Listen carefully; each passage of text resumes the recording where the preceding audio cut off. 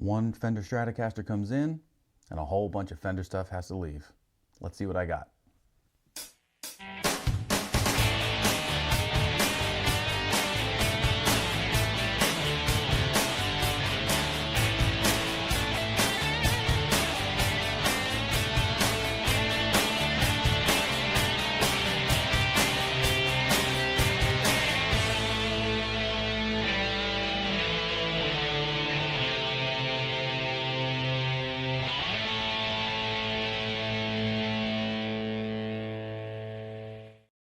What is up, everybody? Welcome back to the Guitar Gear Trader channel. I am Steve, coming at you from Nashville, Tennessee, and I want to thank you all for being here with me today again.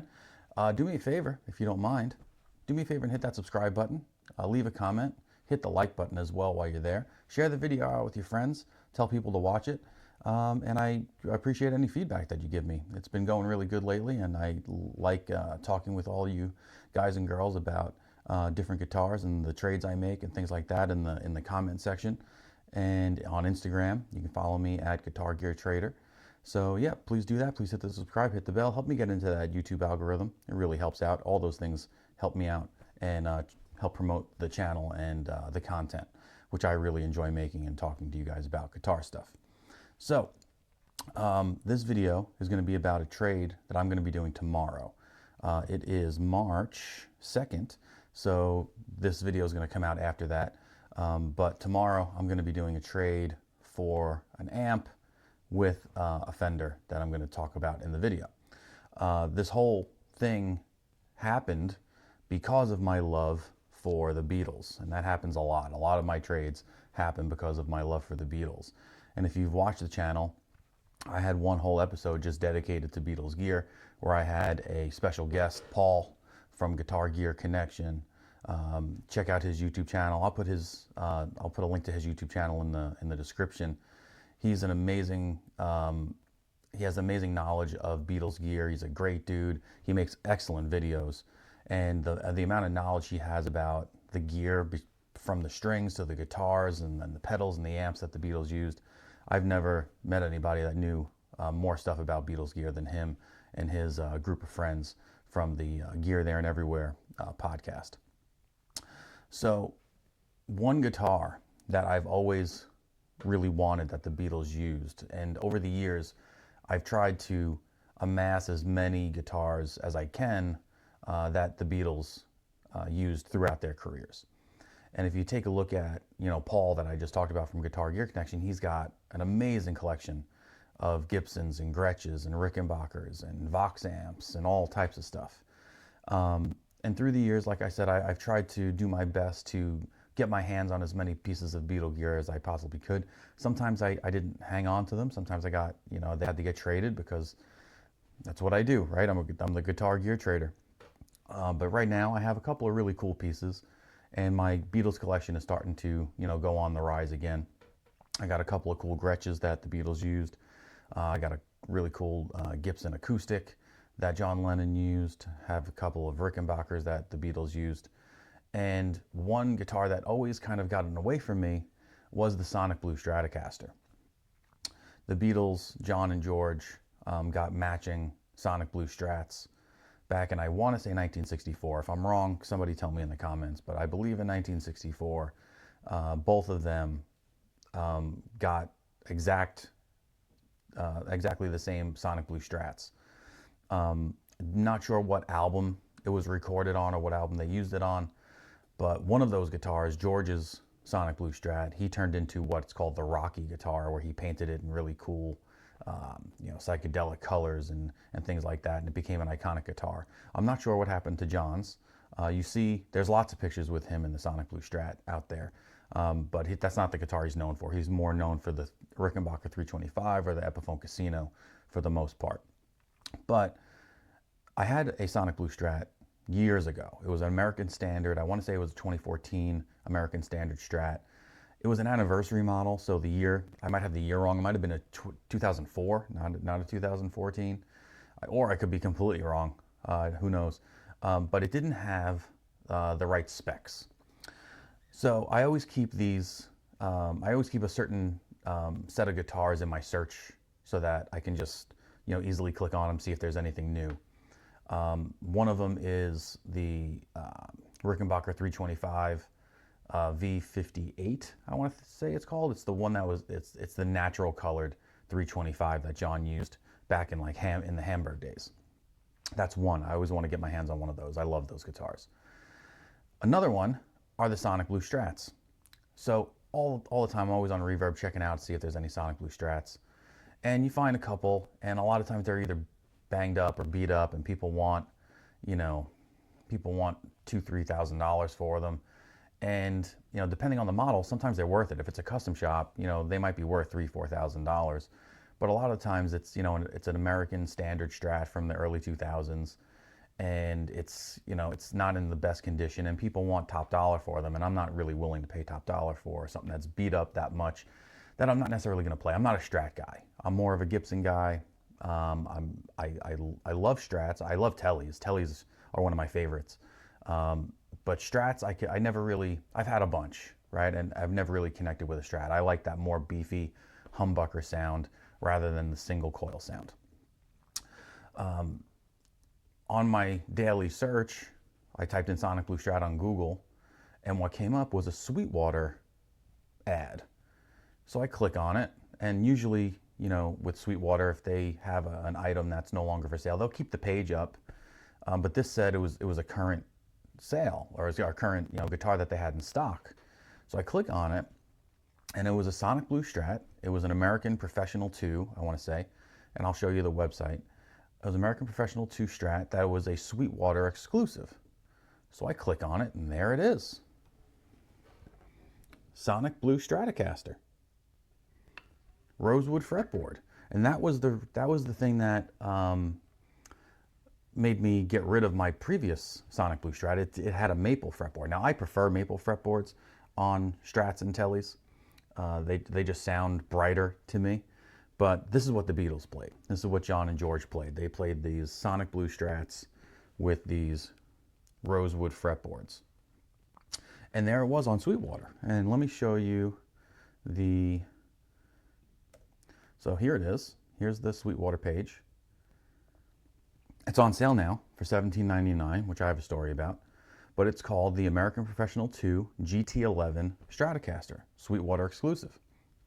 So Sweetwater, as they do, has a deal with Fender, I guess, that they get to create, guitars with exclusive specs only to them.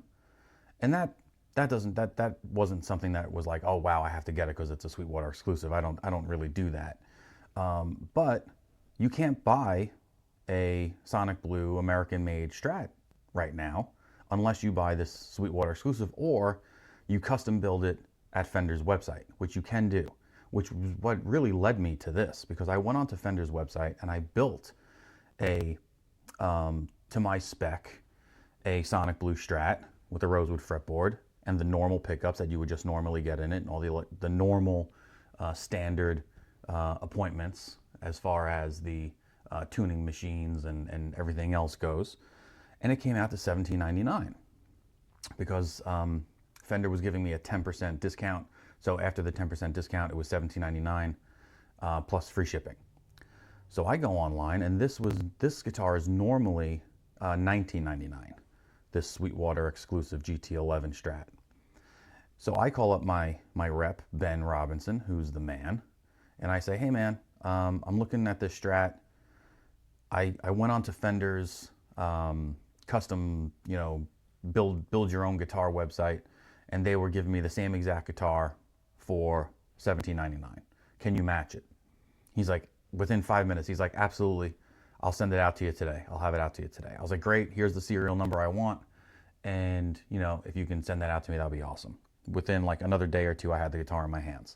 So Sweetwater, as always, great company to work with. I highly suggest you work with them. This is not a sponsored video. I just really like the company, and I really like Ben, who's my sales rep, and he's great. So what does this GT11 mean? Now, again, I'm not a Strat guy. I don't know a lot about Strats. I haven't played a lot of Strats. But this guitar is really nice. It's really, really nice. And it's the exact specs I want. So what's this guitar have that makes it special? So, or what's it, how is it exclusive? So the GT11 moniker stands for Grand Touring. I'm not sure why they chose Grand Touring. That's usually a car distinction, like a car term, the Grand Touring cars or something like that. But the 11 stands for the neck, the fretboard has an 11-inch radius. Now again, I wouldn't know an 11-inch radius from a 10-inch radius, from an 8-inch radius to a 7-inch radius. All I know is I pick up the guitar, and if it feels good and it feels right, then I like it. I don't go out there saying I need to have this certain radius neck in order for me to play this guitar. I'm sure there are people that do that, and I'm sure that's a valid concern for some people. For me, that's not a valid concern. If it feels good, and maybe if I go through all the guitars that I prefer, maybe I will find that I like a certain radiused fretboard, but I've never done that. But all I know is that this feels good, and if you put it in my hands, I wouldn't say, ooh, is this radius different? I would just say, oh yeah, it feels really good, I like it. So that's what the 11's for. They're making a big deal out of the 11-inch radius fretboard. I think that why they're making a big deal out of it, as you can see here, it's typically you only get 11-inch radius fretboards on custom shop Strats. On your regular standard American-made Stratocaster, you don't get an 11-inch radius. That's only meant for custom shop Stratocasters, according to this website. I'm just going off what I'm reading. So that's really cool. If that's the case, then you're getting a upgraded appointment for a regular price, right? Because I went on to the Fender website and I just put all the normal stuff on here. I put all the regular stuff that you get on any standard Strat, and it came out to 18 something with the 10% discount code. It came out to $17.99, right? So I feel like, okay, at least I'm getting an upgrade, a custom shop upgrade there. So that's pretty cool. Okay, it says it has a lightweight alder body. It is a pretty light guitar, but I don't think it's any lighter than any other Strat I've ever had. The maple neck is a 60s oval C, which is great because it's the 60s model that I was kind of going for. If I was really looking, I was eyeballing a couple of Sonic Blue 64 custom shops, which like Andy Babuke, his website over on Reverb, he has a couple over there like 4,000 and up. Okay, and I can't swing that right now. The rosewood fingerboard is planed into a Sweetwater 11-inch radius neck. It's already said that. It's got a 6-point tremolo with cold rolled steel block, which enhances this. Okay, this tremolo is going to have more mass to it, and which should potentially give it better sustain. Apparently, that's what it says. That's what it's meant to be. Another upgrade is that it has the custom shop Fat 60s pickups. Again, I don't know much about Fender pickups like I do Gibson pickups. I know a lot more about Gibsons than I do Fenders, but the website's telling me that these pickups are typically what you would find in the custom shop, or their custom shop Fat Strat 60s pickups. So to me, that's another upgrade that I would have paid extra for if I were to buy this on the Fender website. So maybe between the 11-inch radius and the pickups, maybe I'm over a $2,000 guitar on the Fender build-it-yourself kind of website. The last thing that makes this guitar special is that it has a push-pull knob down here on the tone control. So this is a push-pull, or a push-push rather. It's a push-push. Push-push, push-push. If anybody's seen that Twilight Zone episode, you know what I'm talking about. What that push-push knob does is it will add the neck pickup regardless of the position you're in. So if you're in position 1, which is normally just the bridge pickup, and you push that button engage that button, it will add the neck pickup along with the bridge pickup. Same thing in position 2 or 3 or 4. Okay, position 5 is only the neck pickup, so it's not going to do anything there. But for in any position that you're in 1 through 4 of the 5-way selector switch, this will add the neck in with it.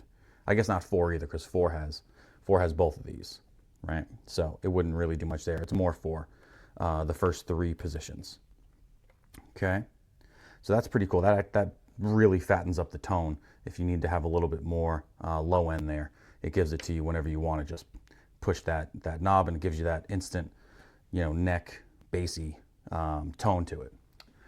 Now the neck on this, they don't say it's roasted maple, but it looks pretty dark. It looks very dark compared to other Strats and other Teles that I have that just have regular maple necks. So, but it doesn't say anything about the neck being roasted maple on the website at all. And it also has a pretty cool 70th anniversary stamp on the back, made in the USA. Now I know, actually it says Corona, California. I know nowadays, I'm not sure if, I know these are assembled in the United States now, but I'm not 100% sure if everything was built in the United States. I think that's why they can't put made in the USA there. I think that's why they put Corona, California. I'm not sure. I don't know. Also, it doesn't have a plate in the back. It comes without the plate. Now, a lot of people take that plate off anyway to reduce ringing and things like that. So it comes standard without one of those. And it looks like it has like clay markers, clay dots.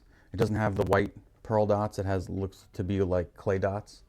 And it also has a mint green pick guard, which is really cool. It makes it look vintage. It makes it look custom shop. So I think I got a good deal on this at $17.99, but they're available at Sweetwater. So if you want one, go check one out. They have them in lots of different colors. They got them in the Sonic Blue. They have it in a shell pink. They have it in a shell pink. They have it in the Olympic white, which is probably my second favorite color to get a Stratocaster in, like Jimi Hendrix, right? And then they have Fiesta red, which is really cool color. Like if I could find like an old Fiesta red, that'd be really sweet.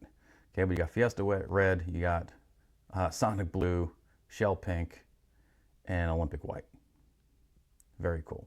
So now, what does this mean? Okay, this was like I said at the beginning, I said one fender comes in and two fenders go out.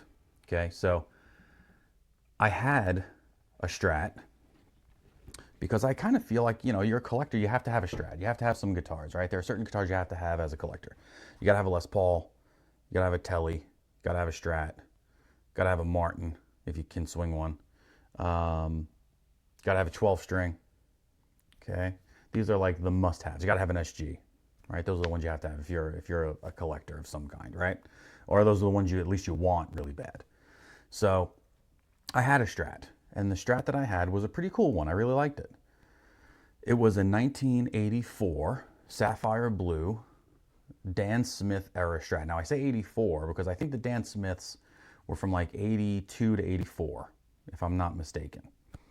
And these guitars were, Fender had a kind of a bad run in the 70s. They started really not making great guitars.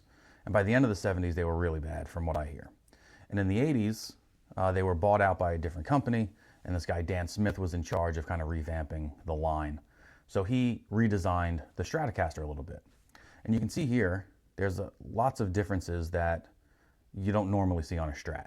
Okay, normally on a Strat, you see the jack plate over here, and it goes in like kind of at an angle, where on the Dan Smith Strat, it takes the place of that second tone knob, and it's a straight in jack, like you would see on an SG or a 335 Gibson.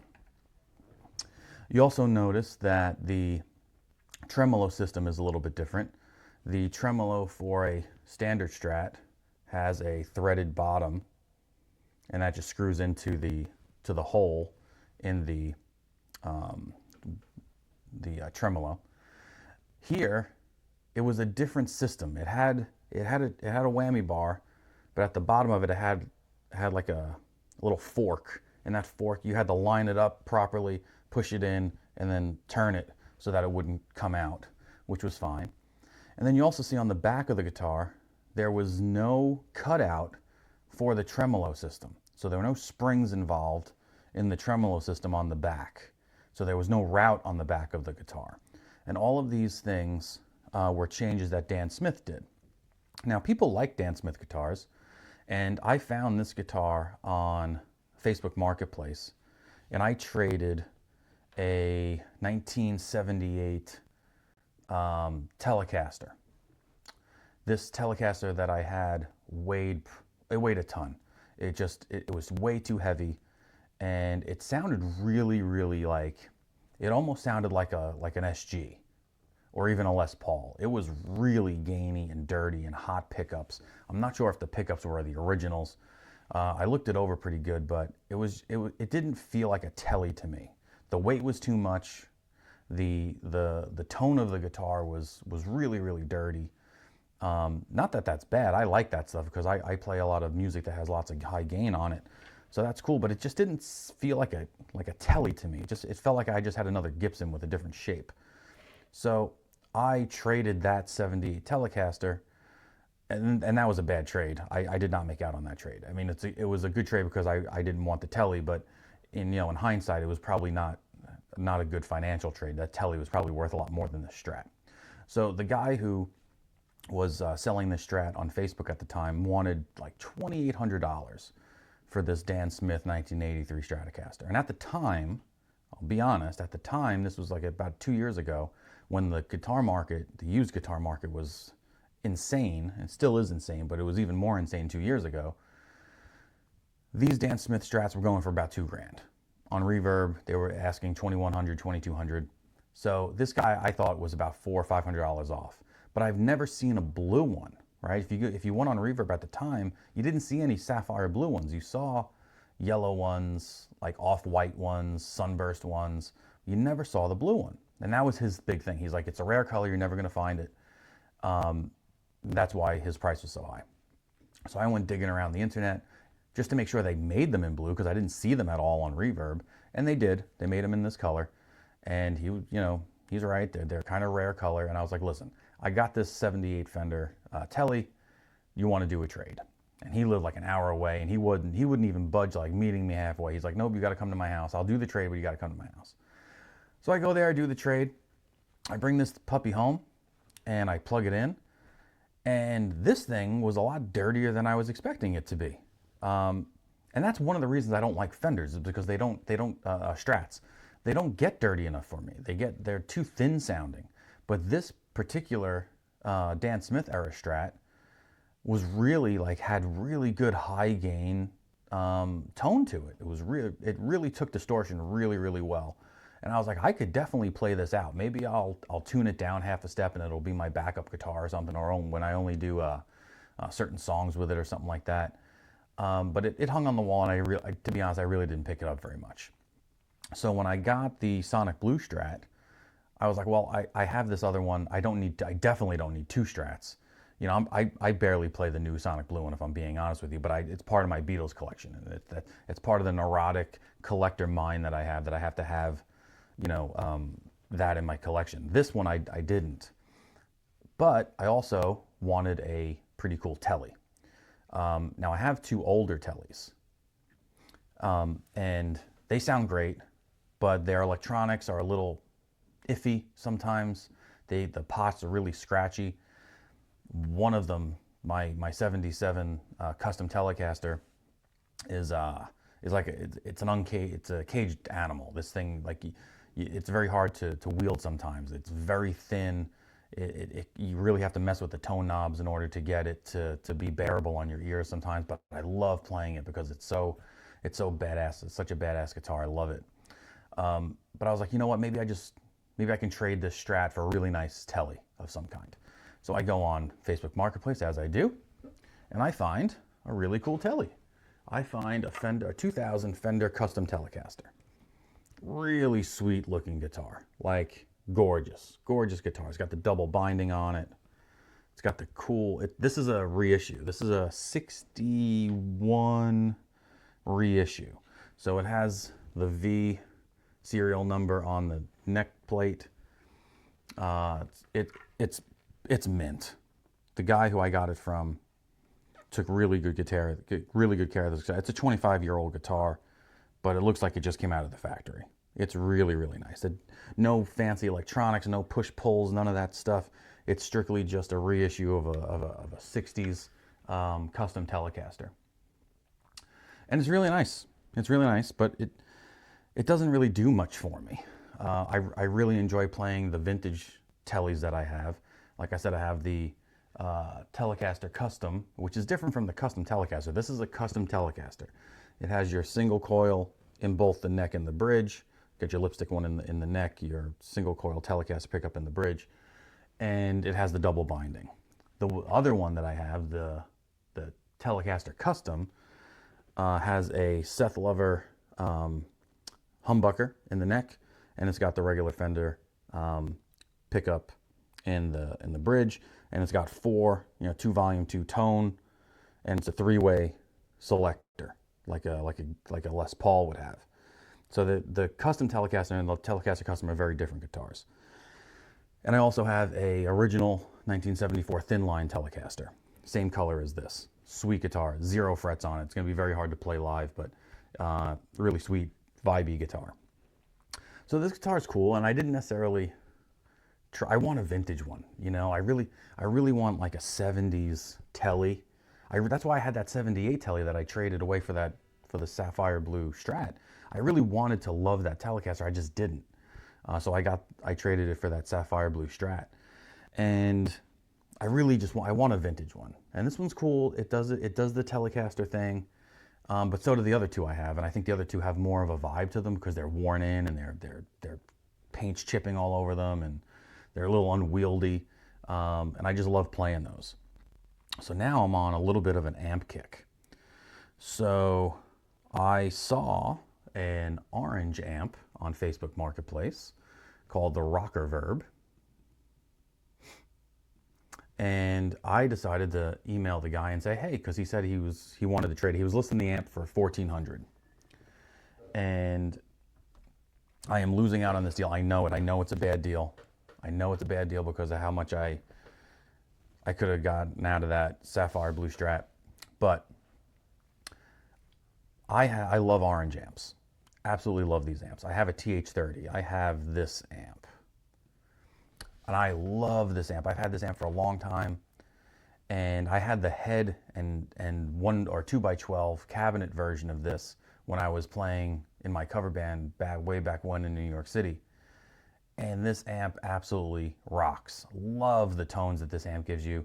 You can get crazy amounts of distortion out of these amps, but you can also get really nice cleans out of these amps. But it's not the same type of distortion as like a Marshall would give you. It's a different type of distortion. It's not as, I don't know if I'm saying it right, it's not as compressed. It's just really raw distortion that you would hear maybe like AC/DC using, okay? But where like a Marshall's more of like a metal type of distortion, right? This is more of a classic rock distortion. That's why I like it, because that's kind of where I live. That's in my vein, right? The only thing I don't like about this amp, and it's bothered me as long as I've had it, is that it doesn't have any reverb on it. And I don't want to go out and buy a reverb pedal because all of my other amps have reverb. So I'm only going to use that reverb pedal when I use this amp. So I'm going to trade that custom Telecaster, make sure I get that name right, for this Rocker Verb 50. So now this Rocker Verb 50 has 20 more watts than the TH30 I have, which I don't necessarily need. I don't need another 20 watts. The TH30 is plenty loud. But you can see there by the circled knob that I have there on the panel is that it has built-in reverb in it. Now they have 3 versions of this amp. They have the Mark 1, the Mark 2, and the Mark 3. This is the original Rocker Verb 50. So they don't even call it the Mark 1. They just call it the Rocker Verb 50.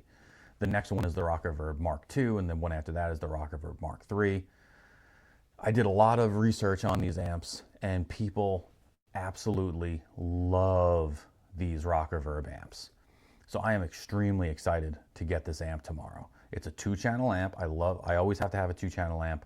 I don't like relying on pedals to be my distortion.